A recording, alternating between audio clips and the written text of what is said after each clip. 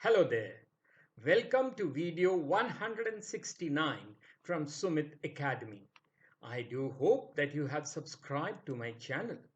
Do subscribe now so that you do not miss out on my previous or future videos.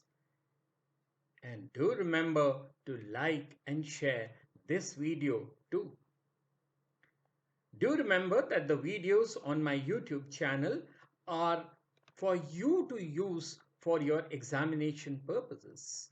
They are free to use and will always remain free for you all.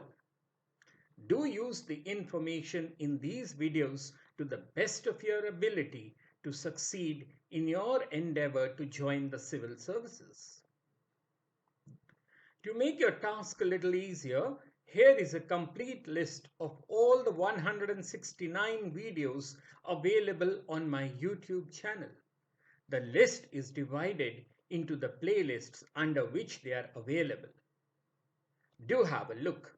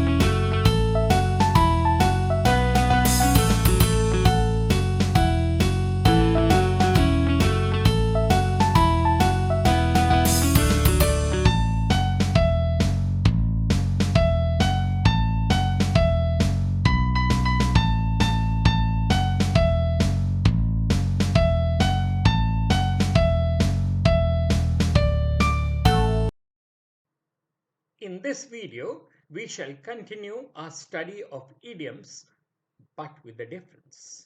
I do hope that you have seen my earlier videos on idioms. In this video, we shall take a word and see how many different idioms we can build out of it. Now, this will help improve your command of the English language, which will certainly helpful in your essay paper. I do hope that you remember what an idiom is. Well, an idiom is a phrase which always refers to something else rather than what each word signifies. Each idiom carries a figurative meaning which is quite different from the literal meaning. In English, there are an estimated 25,000 idiomatic expressions. Idioms are one of the hardest parts of learning a language. An idiom is a phrase which has a meaning, but the meaning is not clear from the words themselves. If you translate an idiom word for word, it sometimes makes no sense at all. They are like puzzles, and even native speakers can get confused when someone uses a phrase that they have never ever heard of. Right then, let's take our first word, bear, and we have the phrase bore away. Now look at this sentence. Ravi bore away many prizes at the wrestling competition. Now here, bore away means that he won many prizes. Much nicer way to put it, isn't it? Our second phrase, based on the word bear, is to bear down. A sentence for this phrase is Anil, our new leader, has been able to bear down all opposition to his radical ideas. Now, here, the phrase bear down means that Anil has been able to overcome or crush down all objections and oppositions to his new ideas. Our third phrase, based on the word bear, is to bear up. Now look at this sentence. Despite being laid off work, God gave Priya the strength to bear up to face all adversities. Now this means that Priya did not despair and kept up her spirits despite facing many problems. Now see how well our language is changing. Let's look at another sentence. A religious hope bears up the people in these trying times. Now, this means that hope and belief in religion gives us great emotional support. Our fourth phrase is to bear with. Let's look at a sentence. Please do bear with me till the end of my presentation. Now, this phrase means that kindly show patience with me and do not interrupt or question me till I have finished my presentation. Our fifth phrase is a bear hug. And a sentence would be, my grandpa put his arms up tightly around me and gave me a huge bear hug.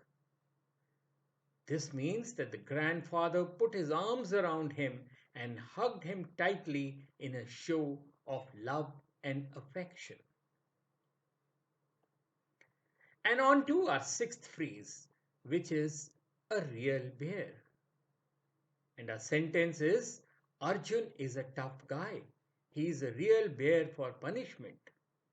Now this means that Arjun is rugged or tough and can stand rough treatment. In other words, he is physically and mentally strong. Our seventh phrase is to bear it. And our sentence is, I know times are tough. Sometimes we just need to grin and bear it. Another similar sentence like this could be, I don't like this lockdown any more than you do, but I'll just have to grin and bear it. Now this means that one must put up with or endure something unpleasant with good humor and of course lots of patience. Our eighth phrase is grab the bear by its tail. And our sentence is, I know that you find this a difficult thing to do, but you simply have to grab the bear by its tail and get it done. Now, this means that a person must have courage to make a significant or difficult decision. And don't you dare take hold of the bear's tail. You will may or may not live to regret it. Our ninth phrase is like a bear with a sore head. A sentence for this could be, I don't know what's up with you this morning. You're like a bear with a sore head. Now, this means to say that someone is in a lousy mood and mistreating others for no obvious reason. Now, you see how our language is undergoing a change for the better? Our tenth phrase is gruff as a bear. And our sentence is, he never wishes good morning or acknowledges me. He's as gruff as a bear most days. Now, this means to say that someone is unsociable or speaks in a very abrupt and rude way. We all know someone like that, don't we? Our 11th phrase is to bear a cross. And our sentence is when Rani's husband passed away, she was left with quite a cross to bear, having to raise two children on her own and earn her living. This means that Rani had to handle a difficult responsibility, situation, or burden on her own. Our 12th phrase is to take a bear by the tooth. Now, again, don't literally go and do it. Our sentence is, I know the snowfall made the roads treacherous, but I just took the bear by the tooth and drove anyway. Now, this statement says that you have put yourself in a dangerous position, one which could have endangered your life or put you into a lot of trouble or problem.